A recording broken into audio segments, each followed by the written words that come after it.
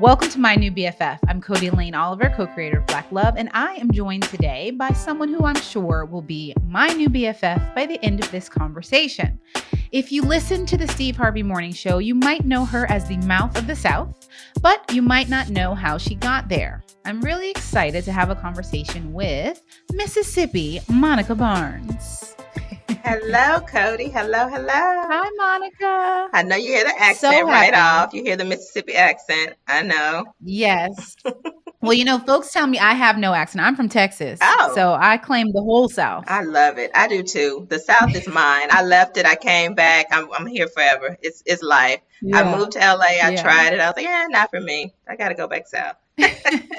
That's fair. That's fair. So, especially considering the cost of living in the South, but that's just another thing. Oh, absolutely. You get a big old house for $300. Exactly.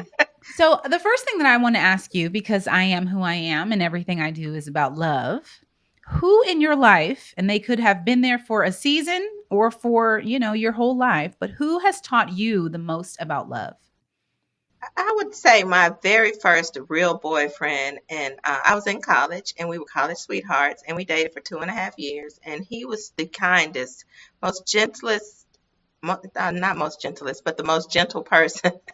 And everything he did was about me and for me. We studied together, we ate together, he drove me everywhere I needed to go. He taught me about, my temper and it didn't work, because as I got older, it got worse. But he was just like my best friend, and it wasn't a pressure thing for sex. It was just like he taught me so much about myself and, how to be a lady and how a man should treat a lady. And the respect that he showed me was beyond anything, that I've gotten in my adult years. So. Yeah. Well, that makes me want to ask. Where is he? Yeah, that sounds like a great man. He is a great man, and we're still good friends. And he got married. He played for the Raiders at the time. After college, he went to the Raiders. He got married. He had a son, then he got divorced, then he got remarried, and now he has 2 younger children. So we're still good friends, and I talk to him every once in a while. He's got a couple of businesses. He's still a great guy and still a good friend. So. Okay. I'll take it. Yes. So speaking of college, because you said that's when you all dated, my understanding is that you went to school for psychology and got your bachelor's from Southern Miss. Oh, Southern Miss. Okay. Uh-huh. So then where did you get your master's in counseling? Jackson State, HBCU, baby. I brought it back home to Mississippi, to Jackson. Yes. Love it. HBCU as well. I wish I had on my support HBCU hoodie. So I'm wondering, with psychology and counseling, how did you end up in radio? So I had tapped out basically in my counseling. I was a voc rehab specialist, and I was working from home for 6 years. I had a job. I lived in Dallas at the time when I got into voc rehab. And I got a job transfer to Atlanta, and I said, I'll take it because my brother was here and he had 2 children. So when my mom visited, I could, she could see both of us, kill 2 birds with 1 stone. So I moved to Atlanta. 8 months after moving here and getting my little place and all getting set up, I got laid off. So I said, okay, I'm tired. I'm exhausted. I kind of tapped out in my career, as high as I could go. I was working from home, making really good money. So I said, I'm just going to take some time off and decide what I want to be when I grow up. And my parents were like, do what now? So I ended up taking about a year. And in that time I did temp jobs, and I had a little severance package from being laid off, but I didn't want to use all my money. So I did temp jobs here and there. And my friend at the time was a producer of the Steve Harvey Morning Show. She came to town. They came to town for a week, and they were staying at a hotel, and they had dinner in the hotel. And she said, come over and have dinner with us. So I'm sitting there having dinner with her, and Steve Harvey says, oh, who's the big head girl? And he just started like ragging on me. So I was like, oh, I know you're not talking with those big old lips and da-da-da. He was like, okay, she's crazy enough to go back and forth with me. Who is this nut? So he had his business partner with him. Shirley Strawberry was there, and we were all just kind of talking and laughing. So I left, and then the next day I came back, and we were sitting there talking or whatever, and he was redoing his foundation. And Shirley says, oh, Monica writes grants. Because I do that. I work for a nonprofit for Jackson State. So he said, oh, really? You could help me with my foundation. maybe you can come interview with my wife and I. So I went to his house, big old house in Atlanta, and I had on my little business suit and my little Jessica Simpson heels, and I'm going in there, and I go in and I walk in, and I was like, oh, this house reminds me of the house I grew up in. And he was like, girl, stop. It's like a five-story house, and I'm going in there cracking jokes. He was like, girl, Yeah. stop. So I go and I interview with them. I get the job, make a long story bearable. I started working for the foundation. It didn't pan out because he had just gotten remarried, so they had to reestablish 501c3 and all of that. So I ended up just kind of sitting at the front desk. And so my parents are Right. like, hold on. You're Right. sitting at the front desk with a master's degree. What is the end goal here? And I was like, I'm just praying about it. Something's going to become of this. So eventually I got asked to come in the studio and assist the producer. So I started printing Mhm. papers, running to get coffee, doing whatever I could. Nothing was beneath me with a master's degree. And I was maybe 32, 34. I don't know. I was old. I was too old to be doing that. So Listen, I just believed in it. I feel you.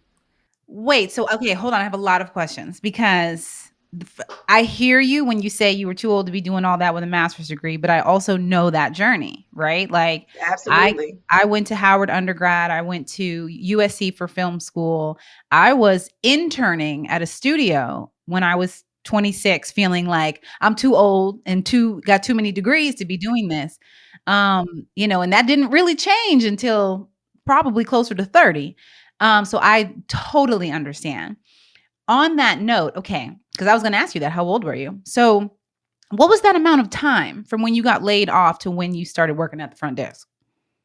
About 8 months. Okay. I was laid off. It was almost a year. My parents were like, "What are you doing?" I was like, "Oh, just living life." And I would travel. I'd go work a temp job just so I could go to Miami. And they were like, "What are you doing?" I was like, "I'm living life." I had been working since I was 13. I started babysitting at 13. And I'm like, I got a job in high school, even though I didn't have to. I was cheering. And I would leave practice and go work at the drugstore. And when I went to college, I worked at a bank. And then I worked at service merchandise. I just always had a job. When I was in grad school, I worked two jobs. So just to take the break off, it was liberating. And I was doing what I wanted to do, working when I wanted to work. So I sat there, and it was about 8 months when I got the job. And I sat at the front desk for about 3 or 4 months. I went into the studio, started radio production, learning everything. And they knew I didn't know anything. And they laughed at me. And I would be like, what's the puffy thing on the mic? And they're like, oh, it's a windscreen, girl. Stop talking. So that was all fun and good. Yeah. So then the producer left. She got a job with BET. And Steve Harvey and his business partner, Rashawn McDonald, said, hey, do you want to produce the show? And I said, I don't know about producing the show. I don't know how to do that. And they said, don't worry about it. We didn't either at first. We'll teach you.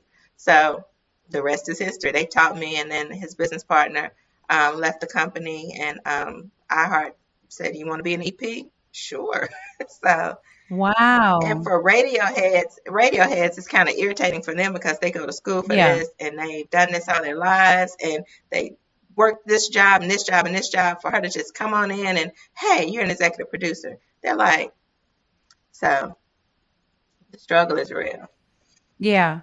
So, okay, I'm not in radio. Well, here I am with a podcast, but they're still very different. Right. So, tell us, what does an executive producer of a radio show do? The executive producer is basically like keeping everything tied together. In my position, I can't speak on other jobs, but I am like the ringleader. I have six unique people, six unique talents that I work with. Of course, Steve Harvey in itself is a whole job. So you're dealing with the talent, you're making sure everybody's happy. I do the ad sales, make sure I streamline the billboards, work closely with Crystal and the engineers to make sure stuff is slotted in the show. I have promotions calls weekly to make sure the talent that is distributed equally among the talent and it fits their personality and that they're endorsing or voicing for something that they believe in. We do truth in advertising. So that's the main majority part of what I do. Then during the show, of course, I produce some of the content for the show. Strawberry Letters, Ask the CLO is one of our big segments. So I'm basically like a segment producer inside of being an executive producer.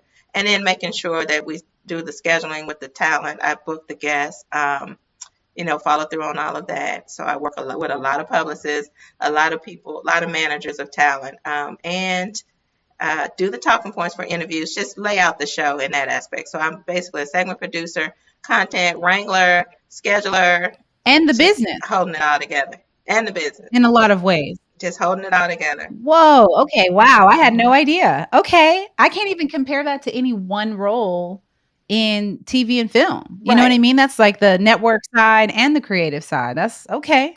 Because in TV, you'll have a segment producer for Mhm. several segments, like each, and then you'll have people that work with just with talent, and then you'll Right. have people who just book. So with radio, it's all encompassed under one position, one title. Yeah. So, Wow. Okay. So then while, as you mentioned, these quote unquote radio people, of which you are now, they go to school for it. They take every internship and every job they can get to get where you are. mhm. Did you ever feel like you had to prove something? I did, especially with the talent, because Shirley's been in radio forever. Shirley's a consummate professional. She is the voice of radio, so she's coming in like, who are you? Even though we were very good friends before, and she actually recommended to Harvey, oh, you should interview her at least. So she's still like, okay, Right. now you're over here. You need to learn this. You need to do this right. And she was a big help in training me and just giving me. I learned by example from Shirley, I'll say. But the others, like we have a program director who's like, okay, let me tell you this and da da da. So she helped me as well. And then the executive producer was still there, Rashawn McDonald, so I learned a lot from him. And then just building a Rolodex and having the personality to work with talent and, have them call me directly when they wanted to Yeah. get on the show. That was the main part. You have to build your Rolodex. Yeah. So, Okay, I have a lot of personal questions because that's what we're here for, but I have one more business question, which is, do you feel like so what you're describing, I feel like I get. I feel like we're the same, generation, the same work ethic as I, certainly grow my business. Do you feel like the young people, the next generation after us, the quote unquote millennials, have that same work ethic that you're describing in terms of like, I'm going to jump in and I'm going to learn every single thing I can and I'm going to pay my dues and, because I'm so confused sometimes. absolutely not, Cody. They do not. They want it right now. They don't want to go through anything. And we just had a strawberry letter, or I had to see CLO about this. There was a strawberry letter. The girl was working this job, and she got on this. She advanced really quickly in the company, and it was a female boss, and the female boss put her on a global team sales call, and the girl was working during the pandemic, doing her job, and she started with a great salary. She started with like Mhm. $65,000 and she's 26 years old. Like, who does Mhm. that? So she goes on this global sales call and she says to the people, they said, oh, we want to commend you. You're the youngest and the first female to join, our global sales team, da da da. And she goes, yeah, and I would like a raise because I'm doing a lot more than I'm being paid for. And the female boss is like, you little heifer. So she's Oh like, no. and I just think that speaks to millennials. I don't know. I think 26 is millennial range, but it, Yeah, yeah, I think it just so. speaks to what they want instant everything. Like they don't want to go through Yeah, anything. And I yeah, had interns and assistants along the way when I was in the studio. And, I'd be like, oh, I need a sugar for my coffee. And she'd look at me like, oh, you better go get it. And I'm like, sweetheart, at the time I was like 40, 42. And I'm like, you have to do what you need to do to get the job done. You have to yeah, do, it's so much in yeah. your job. That's not in my job description. They're quick to stand behind that. I said, there are so many things will Mhm, be faced with mhm. in your life that aren't in your description that you have to handle, but they want instant Yeah, gratification and they don't want to go through anything.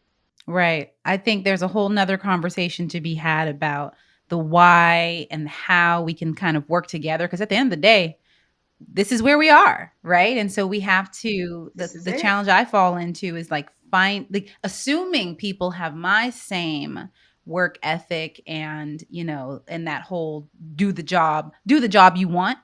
Um, but then my assumptions are wrong. And so my expectations are wrong. And so they're already at a disadvantage. So I could have a whole nother, we will. I know. We'll have to chat about that. Yes. So let's talk about you. 2020 was a hard year for connection for a lot of folks, but you're thriving. And I think a direct quote from Steve Harvey was that he never knew anyone who was so happy to be forced to stay at home. Now I know that I'm known for the Black love of it all, and I think that that is all the love of our community, love of our partners and our family, and love of self. So, how have you gotten to this place of self love and you really just enjoying time with yourself? it started out when I started working from home because I am such an introverted extrovert. So when I'm out, I'm bubbly, I'm this, but when I'm inside, I'm just like chill. Like I haven't even turned my TV on today. There are days when I don't watch TV till dark or whatever. It's just I'm so busy doing the things that please me, that I'm happy about. I get up, I have my coffee, I read, I search Instagram. It's just little things in my life that make me happy, and I indulge in them. And I don't make excuses for them. I don't apologize for it. If I don't want to be bothered, I don't answer my phone. And then it started too, working with Steve Harvey with the morning show. I traveled a lot, and I traveled alone. I would have to go ahead of them and set up um, the remote studios or whatever he was doing, and I was just alone a lot. So I learned to go to eat by myself, travel by myself, and it was kind of scary. I'd be in these hotels, city to city. I would go into Farmington Hills, Michigan.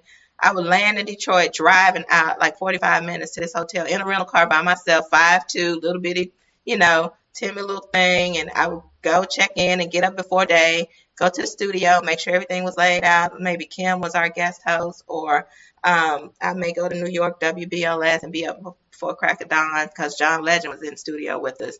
Or like when Tamar came, I was in New York. All these big stars. I used to fly to LA to be with Kevin Hart. So I travel so much alone. I just learned to once I'm down and I'm tired, and I'm just, self-care.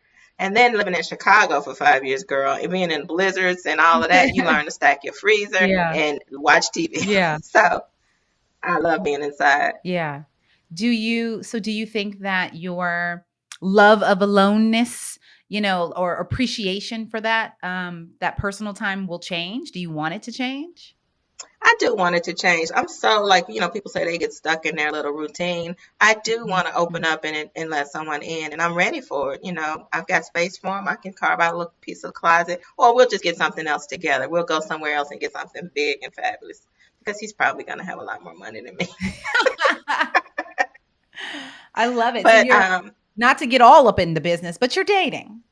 I'm dating. I do have about Okay. 3 or 4 boyfriends. Yeah, I'm dating. Nice. No, Oh, I love I it. just they're Love it. they're actually we DM each other, we text and we talk. It's nothing serious. Like I wouldn't say I had a Valentine. So, I got some things, but I wouldn't say, oh yeah, that's my man and he loves me and yeah, and only me. Yeah. Got it. Okay. So, one thing that I like to do here at My New BFF is really to just, like I said, get beyond the persona, right? The beyond the mouth of the South, although that never goes away because that is your Mississippi-ness coming out. Um, what does joy look like for you? What makes you the most joyful? Joy for me is actually being with my friends, with my family, good Hmm. food. I'm a foodie, but like on the low low. So if I have a good food, a good movie, just Hmm. I love having my house clean, smelling good. Take a nice Hmm. shower, put on some fancy pajamas for myself, nice robe, Mm. fluffy footies, just simple things. I'm very simple, very low Yeah, key. A trip to Target could just like have me over the moon. So I love it. I love all yeah, of that actually. Child, it's very hard with 3 little ones to do I any of know, that. I Then you know. add the pandemic. My son is 4, he's obsessed with Target. So he always wants to go there and I'm like sad because we can't go, Yeah, you can't get out like Too much that. Yeah. happening up in there. Yeah. Okay, if you could have a billboard with anything on it, what would it be and why? A billboard with anything on it. Mhm. Would it be me on there? That's a good question. Would it? What do you want folks Bill, driving by to see? oh shoot, that's a good one, Cody. Hmm. I have to give credit to my producer, Crystal Hill. For that question, For that Crystal. question, yes. Crystal, what do I want? Let's ask Crystal. What would be on my billboard? It would be something goofy though, because I'm such a goofball. I may put I don't know, girl, a me picture of me Yeah. in Target. I don't know, something really goofy, like maybe me with my nephews playing with them when they were younger or something. Yeah. Yeah, Yeah. just Yeah. I family. love it. Yeah, All right. it's nothing significant. No, it is. I mean, hey, it's what matters to you, right? It's Yeah, again what brings you joy. What do you wish you spent more time doing 5 years ago? 5 years ago, what do I guess nurturing the good relationships that I had because I did have some good relationships, but I kind of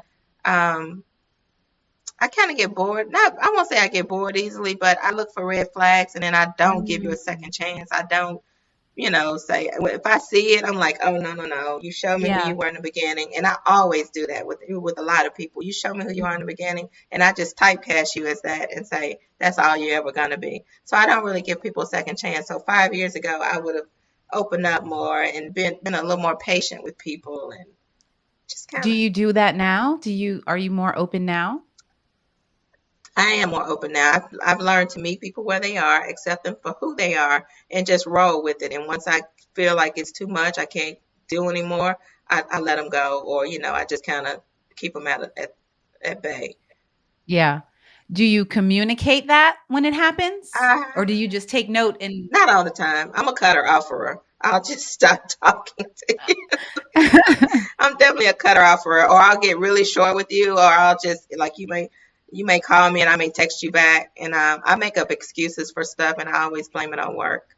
Oh, girl, I'm on this Mm. thing, that thing. So Now, you're telling us all of it now, I right? All know, these and people are they're going to gonna be like, know. oh, wait a minute. They She wasn't working? they will know. They'll know. But the ones who truly know me and get me, they know my work schedule. They know when I'm doing stuff. They know my conference call day. They'll be like, "Oh, I forgot it's your conference call day. Just text me." And I'm like, "Okay." Yeah. So Yeah. So what failure is one of those tricky words, but what is something that you maybe didn't do right or didn't do well that you learned from?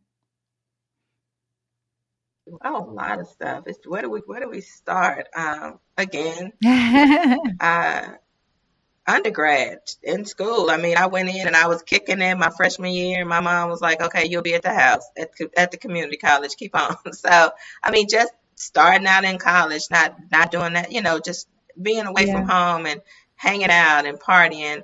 Um, then it goes from there. So many life experiences that I could have done better. Like um, Yeah. even when I got laid off, in hindsight with my folk rehab job, I kind of knew that it was sketchy in Atlanta. Like I had job security in Texas. I still took the leap Mhm. of faith, went to Atlanta, and I was like, oh, I could have been in Texas. But Mm. then look at me now. I wouldn't have been here where I am. So it's always shoulda, coulda, woulda. Yeah, yeah. So usually my failures turn out to have a happy ending, but way down the line. Are you pretty good about seeing that light at the tunnel? Like, so of course, moving from Dallas to Atlanta, like you said, you can look back at it and go, "Oh, why did I do that?" But are you pretty good about being able to see that everything happens for a reason kind of thing? Absolutely. Like this didn't work out, but I'm closer to family. I left Dallas, but I got this other Mhm. job in radio. I got laid off, but God opened this other door to give me a job Mhm. working at a front desk that turned into something else. Even sitting at the front desk, I saw the light at the end of the tunnel. I was like, I'm bigger than this. And I told myself that every day as I dressed up and went to work. And I always overdressed for the job because I always dress for the job I want. Yeah. Like, and they had professional. That was the mandate that you had to dress professionally. So in radio, who does that? But I did it. So I stuck to the dress code, and I was like one of the only ones. And they'd be like, "Why is she overdressed every day?" But eventually, it caught the Yeah. executive producer. I mean, the executive producer and Steve Harvey and the other business partner. They were like, "Let's Yeah. just see what she can do. She talks a lot. Maybe she can. Yeah. Maybe she really does have a lot of sense." So And folks can see you in the job. They can see you in that next position. right, right. Okay, what do you want your legacy to be? I want my legacy to be that I helped people along the way, that I was open. Open, I was always the same, and I am always the same. I'm never this way with this person, that way. Once what you see is what you get. I'm always the same, Mhm. even with Steve Harvey. If he says something I don't like, I'm like, that's not right. And I think that's why I managed to last with him so long, because when he left Atlanta to move to Chicago to do his TV show, he and his Mhm. business partner took key people. They took his stylist, his assistant, um, the executive producer said, "I'm gonna take you. You're gonna be my assistant, but you'll still do the show and you'll sit in and produce Harvey every morning from 5 to 9." And he told me when I got there, the executive producer, Rashawn McDonald, said, "I brought you because you're not a yes person. You actually tell Steve Harvey what he needs to know, and you're not afraid to do it. When he yells and barks, and I'm like, okay, but are you gonna do it? So I'm just always right here with it, and what you see is what you get all the time." I don't change. I Hmm. don't flip flop. Where does that come from?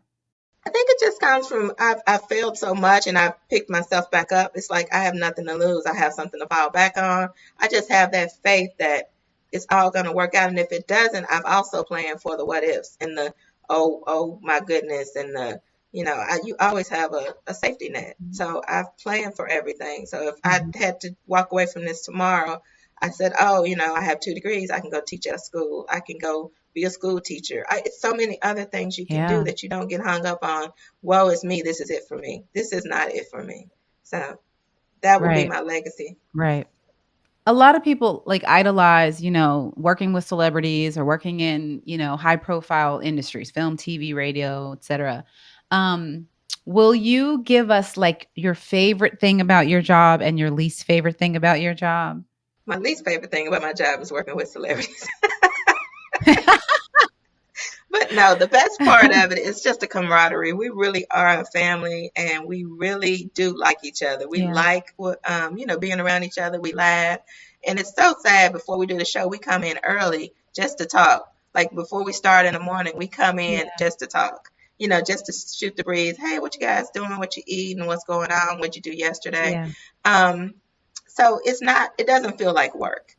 But that's the best part of it. The worst part Yeah. though is the emails. And since everyone's home, I'll just speak to the quarantine. They're not used to working from home or working remotely, so they want to send emails and they want to prove they're working, and it's irritating. Mhm. I'm like, stop with the emails, stop with the calls. This is you're fine, you're doing good. Your supervisor's gonna know you're okay, you're working. So that's right now. That's the Yeah. only Yeah. drawback of it. Love it. Okay. Well, Monica, I absolutely love how I love the idea of just being yourself all the time and knowing that you will always make a way out of no way and having not simply something to fall back on, but the confidence in yourself that you're going to find something you love no matter what happens. And so that's my biggest takeaway because I need to, keep in mind, Absolutely. I constantly need to remind myself that failure is part of the process, right? Tricky word, but you got to do scary things. You got to take risks and not be afraid to fail and have the confidence to be all right no matter what. Absolutely. So that's my biggest takeaway. So I have a question for you. Yes, of course. So you mentioned you have the kitties, and we're in I do. quarantine, and you look fabulous. So what do you do for self-care with the babies and your podcast? Really? Thank you. Thank you for the fabulous comment. For self-care, honestly, Monica, I'm struggling. The self-care right now is truly giving myself grace. It's not I haven't gotten to the step where I go and do the face masks Right. or even the puffy shoes. I certainly have just ordered some pajamas that I like. So I do take the opportunities, frankly, to like buy things that make me happy that don't have to be extravagant. Like right now, I'm wearing my somebody's mama. You can't even see it. My somebody's mama I see it sweater. with the pink. Yes, Yes, somebody's I mama. love it so much. Yellow's my favorite color. So I just love the brightness of it. It makes me happy. So like self-care for me is truly the little things. It's having a cookie if I want to have a cookie. It's wearing a bright yellow sweater. I'm always either in this one or this other one that says always black and it's spelled ALL, so always black.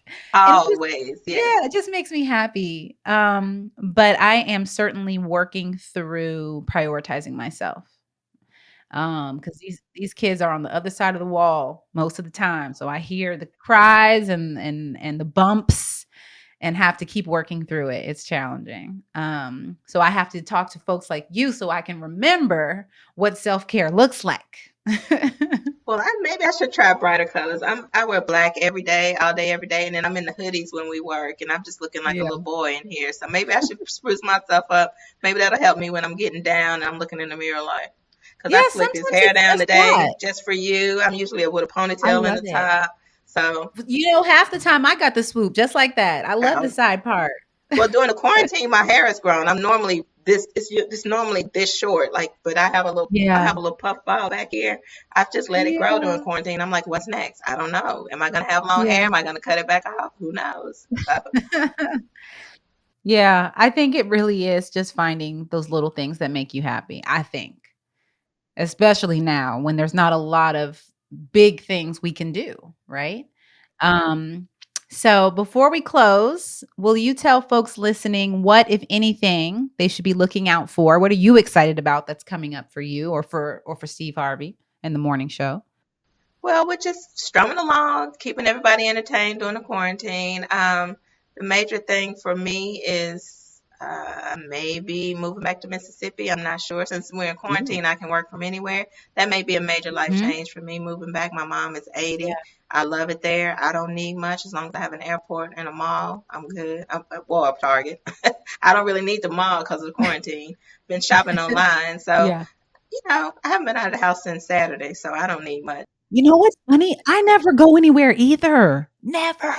I love it. People are Yes. always updating me to the new quarantine rules and the restaurants are open or they're closed and I'm like, "Oh, I didn't know." Okay, thanks. Like, that's nice, right? I did go to dinner Saturday night. I went to dinner, but I was so paranoid. We sat Yeah. outside. It was Yeah. like 40 degrees outside. I sat under a heat lamp and I'm like, okay, this is good. Let's go. I stayed maybe 30 minutes, long enough to eat and run. Yeah. Because it's just the paranoia once you take that mask off and you're sitting there eating and breathing other people's air. I'm like, let's just, no.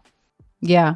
Well, thank you, Monica. I really appreciate you. I really appreciate you sharing, your trajectory professionally, but it's so, who you are personally and being not afraid to take risks. And I think it's absolutely inspirational and I appreciate it. Well, I'm glad you asked, Cody. I enjoyed it. And anytime you need me, just holler, girl. Thanks for joining me on My New BFF. Don't forget to give us a review so others can join us on this journey. And please don't forget to subscribe so you're the first to find out who will be my new BFF.